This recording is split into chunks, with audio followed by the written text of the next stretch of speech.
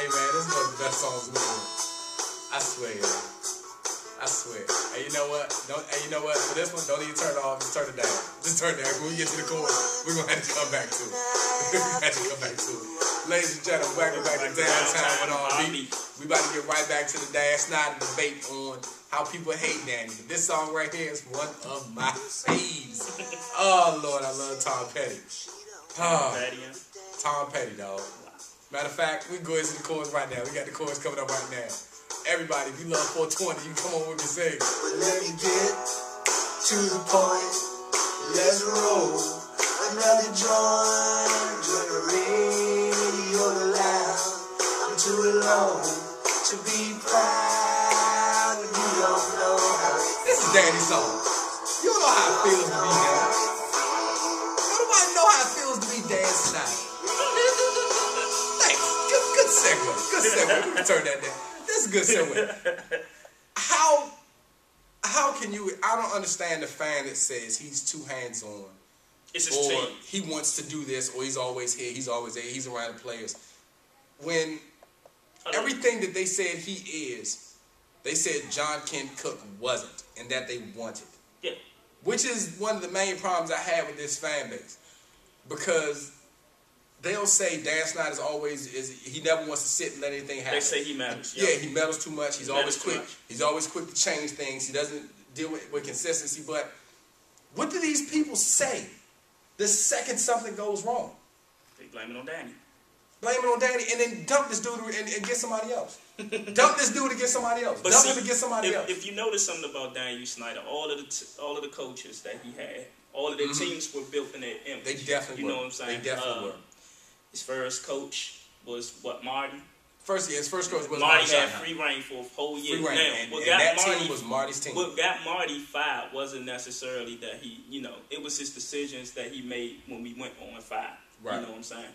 And at the time, Daniel Snyder realized that Marty isn't probably the best personnel guy. Now, Marty did, he was coming close to fixing the team. Yeah. He should have had more time. Yeah. And I definitely think he deserved more time. Daniel Snyder should have gave him more time. Now, however, when Marty was fired, we were happy about Steve Spurrier. I was happy. Everybody. I was happy. Everybody's going to pretend that they weren't, but everybody was happy. And Steve Spurrier was Gerard going to act like he wants Steve Spurrier. Was highly touted to come in as an NFL coach. People have been begging that man to come out of college for years, and Dan was the guy that pulled him out of college. He wasn't afraid to spend money. And all of Steve Spurrier teams, all of his quarterbacks, the Florida Gator wide receivers, Taylor Jacobs, and Jacquez Green, all of them, they built in his image. Oh my Lord! Then we get to the Gibbs, who came and saved the team. Yep. Ironically, the only success we truly had as Redskins fans is when shoeless Joe Jackson Gibbs was the coach. Now I want you to look that up. Now I want you people to understand this. All you Redskins fans, granted, it hurts me to say this.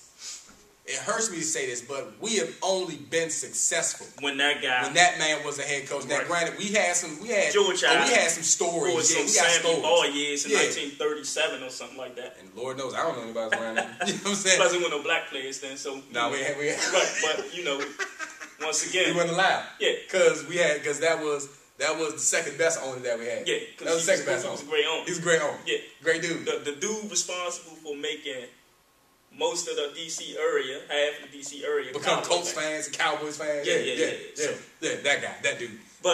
In saying that, Joe Gibbs, his team, Joe had whatever Joe Gibbs wanted. Whatever Joe Gibbs wanted. Whatever Joe wanted, Joe. Yep. There was no way Danny meddled in anything that Joe Gibbs No way. did. Now, after Joe left, then we get, once again, Vinny Serrato, who ran the show. It wasn't Jim Zorn who ran the show. He had nothing to do. Yeah. But those receivers that were brought in during that 2007-2008 draft, they were brought in because with the intentions that Jim Zorn was going to run his system like Mike Holmgren did. And if any of y'all know anything about football, and I'm quite sure some of y'all do, Mike Holmgren used the ladder multiple wide receiver sets on early downs. First and second down, he'd come out with 4 or 5 wide receivers with no backs. So we intended to, to do that. Now, for whatever reason, we didn't do it. I personally think it was Jason Campbell not learning the playbook, but that's just me.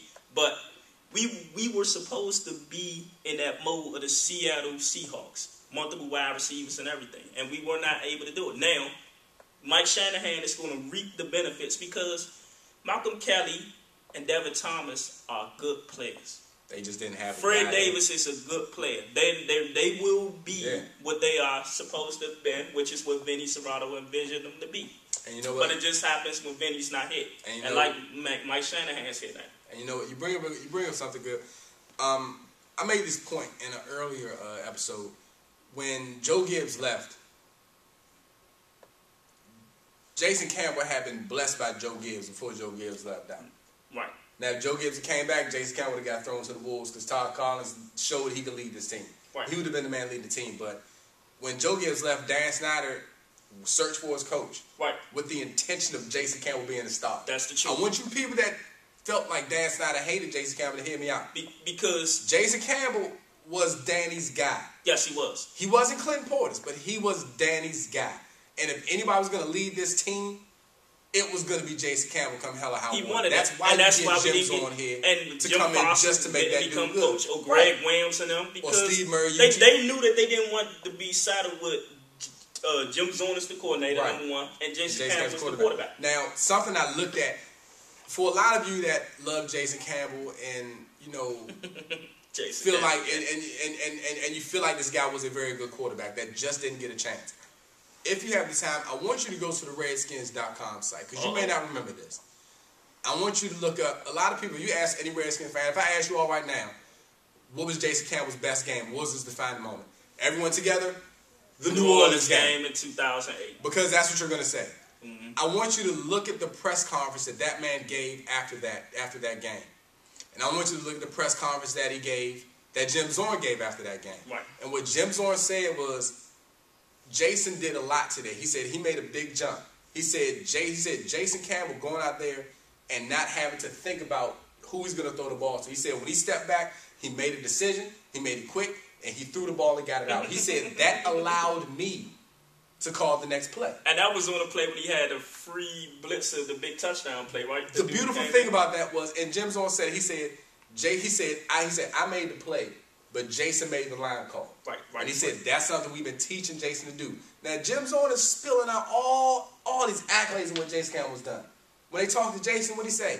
Well, you know, we just worked hard. And that's why a lot of people like the dude. Yeah. Because he always said we, but the thing is, when it was time for him to say me or he never did it. Yeah. So it kind of confused you. And then I want you to look at Jason Campbell's press conference after the Giants lost, when he called the audible on 3rd and 8. After OC made a great play. After Jason Campbell I want you all to watch this, because if you love Jason and you don't agree with me, watch that, dog. I want you to watch it, because you're going to remember how sad it was in that game. Yeah. You're going to remember the protection he had when he stepped back. Yep. And if you know the OC strip, and he was 9 yards behind the line of scrimmage, and he stayed there. Right. And see, people always say this protection, offensive line. That line didn't. I'm sorry. Oh, they did. Hey, if Todd Collins was able to do his job with a makeshift line, Mark Brunell, for the most part, had a makeshift line. We very rarely, in fact, I don't think it was not one season that we went the whole season without any lineman getting hurt. Yeah, so we always had to play and plug somebody. Somebody else went out. Yeah. It's just crazy, man, that people always say that it was the lineman, it's the lineman, it's the lineman, we need new lineman. It's not, man. It was him.